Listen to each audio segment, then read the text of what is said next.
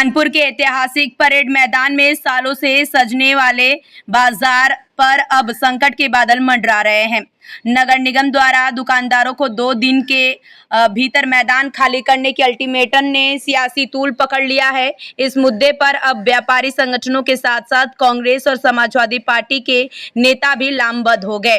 कल नगर निगम की गाड़ियों ने परेड मैदान में मुनादी कार्रवाई के व्यापारी अपना सामान हटा लें वरना निगम जबरन कार्रवाई करेगा। इस तुगलकी फरमान के खिलाफ आज व्यापारियों ने एक बड़ी बैठक की जिसमें विपक्षी दलों के दिग्गज नेता भी शामिल हुए। नेताओं का दावा है कि यहाँ 150 साल से रामलीला और जुलूस ए मोहम्मदी जैसी परंपराएं निभाई जा रही हैं। पिछले 100 सालों से यहाँ गरीबों का बाजार लगता आ रहा है। कॉन्फ्रेंस में वक्ताओं ने नगर निगम के दावों को खारिज करते हुए कहा कि यह जगह निगम की लिस्ट में पार्क के रूप में दर्ज है ही नहीं।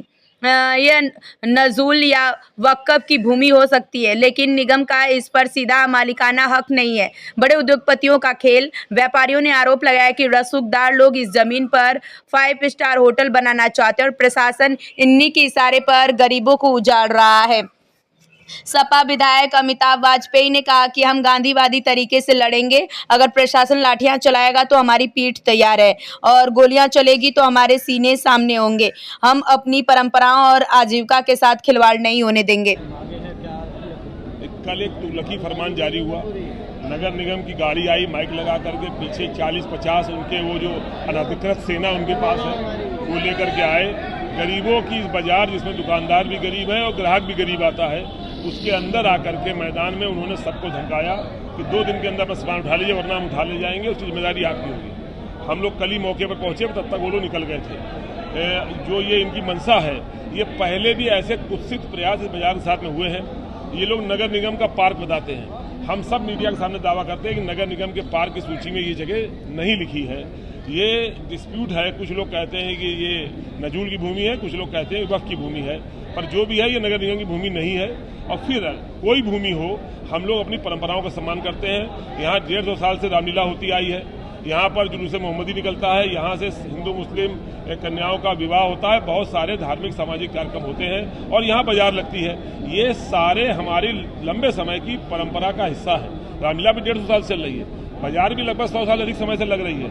ये हमारी परंपराओं का हिस्सा है। अधिकारियों द्वारा तुगलकी फरमान जारी करना हमारे लोकतांत्रिक अधिकारों का भी हनन है और हमारी परंपराओं का भी अपमान है।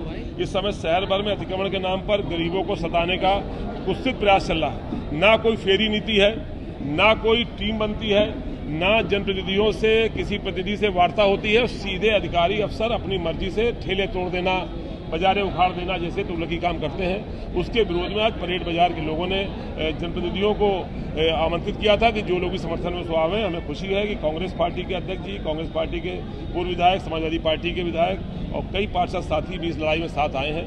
हमें उम्मीद है कि अधिकारियों को अपना तुगलकी फरमान वापस लेना पड़ेगा, अन्यथा की स्थिति में हम लोग इस लड़ाई को लंबे समय तक लड़ने की तैयारी बना रहे हैं। अगर वापस नहीं होता तो किस तरीके से आप लोग? हम लोग गांधी को मानने वाले लोग हैं।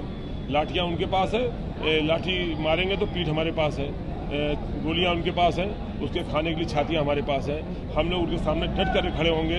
हम लोग मारेंगे भी नहीं, लेकिन हम लोग मानेंगे भी नहीं। हम लोग अपनी मांगों को चाहे जितना लंबा आंदोलन करना पड़े हम लोग पूरी ताकत से रखने का काम करेंगे। क्या कारण मानते हैं कि इस तरीके से जो है ये खाली कराने का एकदम से? कुछ बड़े पूंजीपति जिन्होंने हमारे देश की अधिकतर संपत्तियों पर कब्जा कर लिया है, उनकी निगाह इस मैदान पर है, जो इसमें 5 स्टार होटल बनाना चाहते हैं। ये 5 स्टार होटल बनाने वाली जो कंपनी है वही अधिकारियों के माध्यम से अपने खेल को करने का काम कर रही है।